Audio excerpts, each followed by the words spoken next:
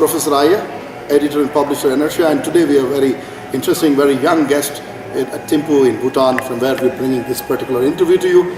With me is Mr. Karma Jigme, who is the owner, director, and the founder of a company called JB Solar. Yes. And this is an interesting company working in the area of solar thermal power. So, first, Karma, just tell us a little bit about this joint venture company that you formed and the project itself, what you're undertaking in the solar thermal area. Okay, thank you. It's nice to have you all in Bhutan. So, first of all, welcome to Bhutan. And since Bhutan has pristine environment, a lot of sunshine, and the drive for solar drove me through my wood industry when I had gone to Denmark for a course, and through the process I was looking into a B2B partnership.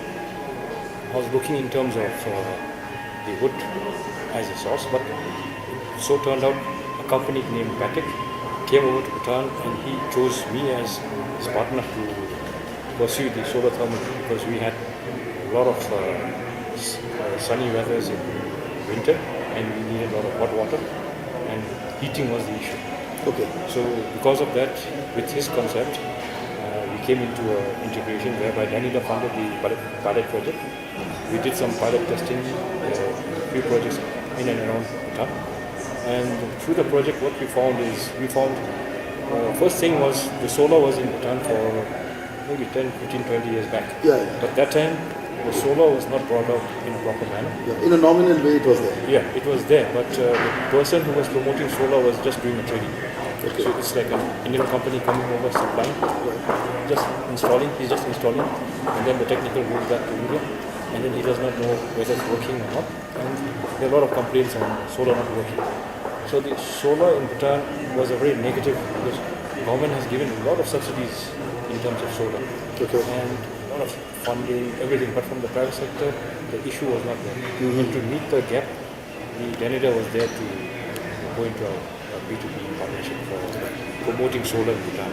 And through the project, I came to know that the reason for the thing not working is not that the solar that is brought from India doesn't work. It works, but it works, the efficiency of the solar panels, the efficiency of the solar tanks, there are varied differences. And the one reason is that Bhutan has because of the high mountains, we have extreme climates. We have very cold winters, which goes even to -5, -7, -8.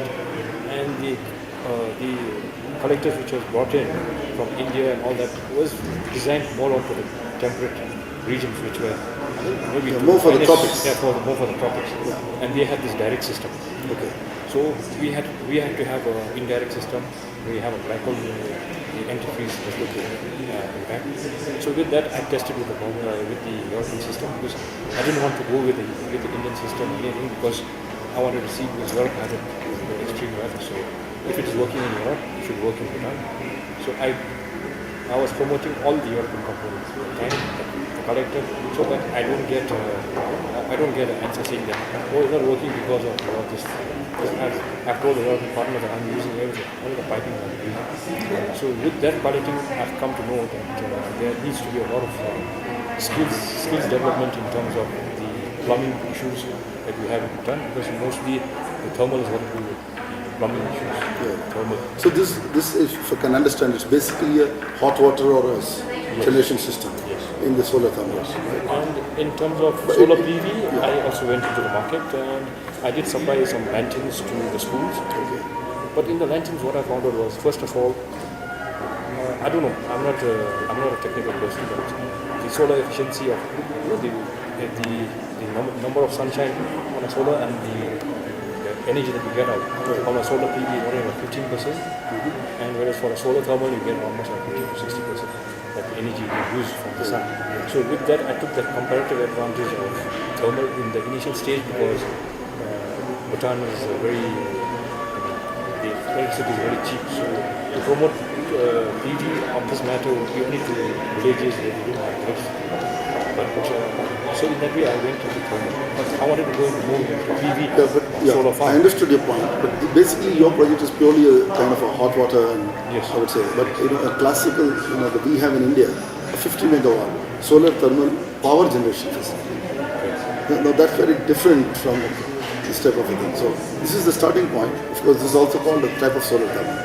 But basically, you can generate electricity because what you do in that is that you use thermic fluid, you heat the heating, you produce high pressure steam, run a turbine, a generator, and then of course same like thermal power plant because you're producing steam out of the system. The steam runs a steam turbine, and then that's a different type of a turbine, using a different cycle. It uses the Rankine cycle. So basically, that is the next stage in the solar thermal. And the cost of those power plants is very high. It comes to about 15 crores per megawatt today. And today, solar PV system for power generation is as low as 7 crores per megawatt. So I just have a question for you because when I was talking with the renewable energy on the PV, harvesting solar PV so the biggest question came about is what is your energy Conversion, like yes, efficiency. Not in efficiency, but in terms of you're generating, say, 1 kilowatt. What would be your cost of setting up the whole thing? Yeah, that's exactly the point. I'm saying for 1 megawatt, you have to spend sometimes something like 7 crores, 70 million rupees. So that is in megawatt, but I would like to have per, it in terms per of unit. per kilowatt unit. Yeah. Per unit. So it's simple thumb rule. Yeah. If it is 7 crores, it is 7 rupees per unit. So now if it It's is 7 as simple rupees, as- so if it is 7 rupees, the question I had with the renewable energy department Yes. here is that we are giving electricity at 1 rupee 20 paise. Yes. Okay, you are generating PV for 7 rupees. Yes. So where is the equation? That's exactly. 5 rupees or 6 rupees. That's exactly. Who's going to bear it? That's exactly what So because of that, my interest and my this thing, Went down. solar PV went down because of that. I'll exactly tell you why it is a wrong concept. Today, if you go for geothermal energy, you will have to pay 20 rupees in today's time. But when you go, the same thing happened in solar. When India started in 2008-9, solar was at 22 rupees. That means 22 crores per megawatt. I predicted that we will be much less than this, and 5 crores was my prediction by 2016. So now what we have come to, it's come to my figure, 7 crores per megawatt. So 7 rupees. So to 5 rupees it will come. So it will stabilize. And remember the other costs. So you were buying hydro in the past. Today ask anybody, maybe ask Mr. Kazanchi, what will the cost of hydropower now? Now this hydropower, new hydropower will not cost you less than 5 rupees. Because suppose you build today, what you're building today will come up after 8 years, 6 years, 9 years. You see the cost of power at that point in time. So what you're doing today is buying cheaper solar power and putting it on the grid. So if you do a trade-off of the long-term cost of electricity, solar will become cheaper because it is all low. And hydro, because of construction costs, will continue to be high. But hydro and solar will be still cheaper than thermal. But I have just one question. In terms of what is the lifespan of a solar PV? 25 years. 25 years? Yes, you get that system. You have to buy that such system. You have to have engineering for such system. It is not like it's not easy that, it's easier than the thermal. But it is easier than the hydro. But it is still engineering. So in terms of the efficiency from a solar PV and efficiency from a hydro, is it the same? Because I'm asking you. Yeah, I understand. See, almost like now we have 19% plant load factor. That means efficiency of the solar is 90%. And this is going, future technology will have better, 21, 29. And hydro, if you look at it actually, hydro is also somewhere near 30% or less. And what is thermal? Thermal is only 38 theoretical. But when you actually run the thermal power plant, it's also in 32%, 34%. Unless until you convert the heat of the plant into some other component, just by producing electricity. So this is a very silly argument because here is the renewable energy. You calculate the cost of carbon in the environment for thermal. When I put carbon and I charge carbon, the thermal power plant is the most costliest. Hydro and solar will be the cheapest. Okay. So I mean, hydro will be cheaper and solar will be cheaper. Only two. Hearing from you is something that has opened up my eyes. It's the way you look at the viability. One thing I would just like to inform the both of you is our renewable energy policy is on the floor just now. The policy has already been worked. It's all done. It's done, but it's yet to be worked on. So maybe we can work. If you tell me, we can meet some people with your help. As per the policy, you might have seen, the policy guidelines is that they have kept only 5 megawatt of solar PV.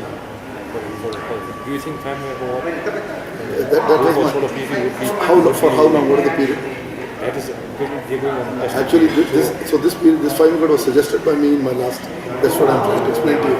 But I have given the potential of not 5 megawatt. I have given the potential of 5 gigawatt. Gigawatt. Okay, gigawatt. So That 5 megawatt is the pilot of that 5 gigawatt. 5 gigawatt means you can easily put up in your country 5,000 megawatt of solar. in what you say, I fully agree with you in terms of maintaining a solar PV and maintaining a solar thermal. The advantages of solar PV maintaining is very easy. Very easy. When a solar thermal maintenance, And second we need to know the second thing, yesterday everybody wanted jobs. For, let's say, hydro versus, it's not versus, actually I like both. But if you look at it, in solar you'll have huge amount of employment generation. The solar panel, I tell you explain, once you put the panel, you need cleaning of the panels from dust, even micro dust. You have to do it. In India we do it manually. So when you do that, the low maintenance, it is in paisa, it is not in, but then you provide job to people, when you do that. Actually, so I want solar to come because it employs people. The sun is the employer. We'll see you again on the ENFRA show with another great guest like we had today, and on some issues relevant to India's power sector and also the Indian economy. Bye-bye for now. Prof.Iyer here on the ENFRA show.